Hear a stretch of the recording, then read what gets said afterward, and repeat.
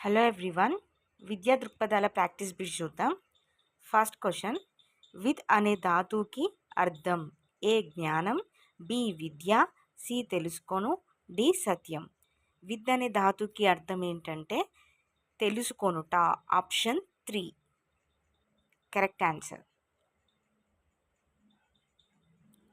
Second question, సత్యాన్వేషణ చేయునదే విద్య అన్నది ఎవరు?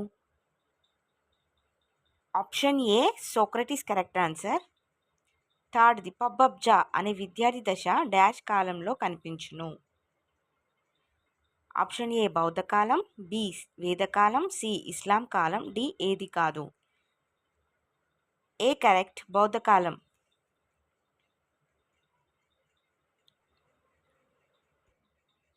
ఫోర్త్ క్వశ్చన్, లార్డ్ కర్జన్ భారతీయ విద్యా కమిషన్ను స్థాపించింది.